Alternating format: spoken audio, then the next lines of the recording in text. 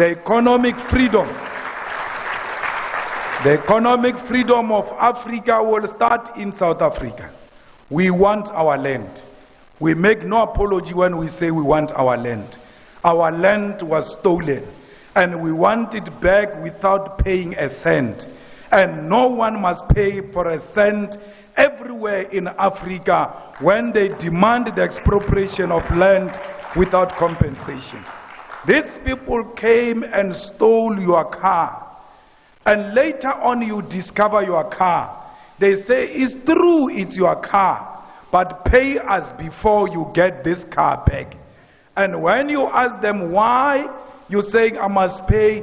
They say, we have put Mac wheels, we have improved the car, therefore you must pay us, irrespective of them being in possession of stolen property. Anyone in possession of stolen property is a criminal, and therefore anyone in possession of our land without our permission is a land thief, is a criminal, and must be identified as such.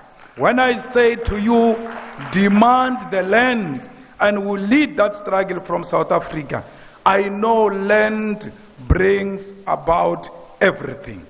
For you to have a hair salon, you need land.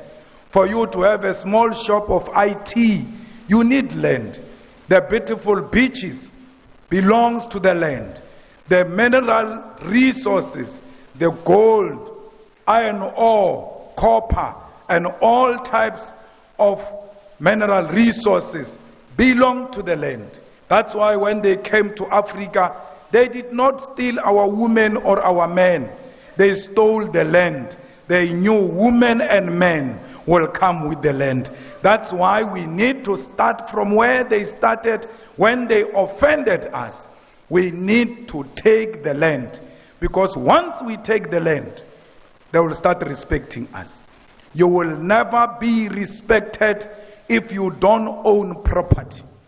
It doesn't matter if all of us in South Africa own property.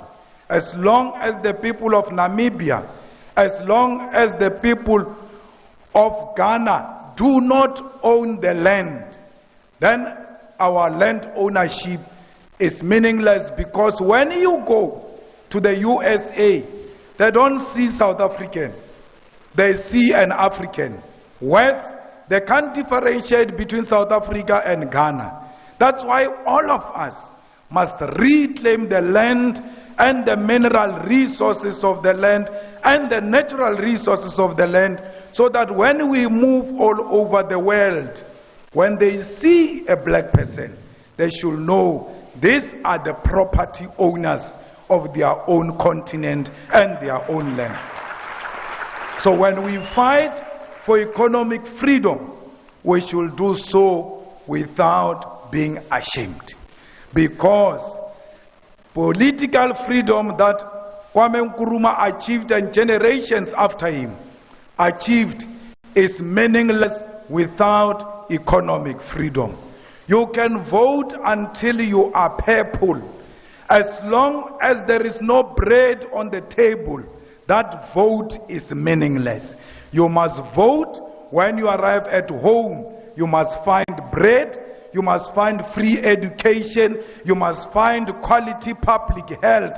You must find reliable electricity, and not what we experienced earlier on. We must make sure that we own everything that belongs to us. So Africans, I don't care how many we are, we must believe in ourselves. At least be an individually liberated African who is not scared of colonizers, who is not scared of white people, who doesn't worship the establishment, who calls a spade a spade. That is the only way Africa will be respected. This continent is one. They might think they divided it. I can guarantee you now, like we saw when Ghana got liberated in South Africa, we said one day it will happen. It came many years after, but eventually it came. The unity of this continent is going to come. And when we call on each other to come into each other's countries, we must embrace that with ease. Me being here in Ghana, I don't feel like I'm in a different country. Because in this world, there is nothing different I'm not used to in South Africa. When I look at left or right, I see my brothers and sisters. When I walk outside and drive all over, I see the poverty of Africa that I see at home. So why would I claim I'm in a different home? Because conditions are the same. So when I'm here, I'm at home. When you are in South Africa, feel at home.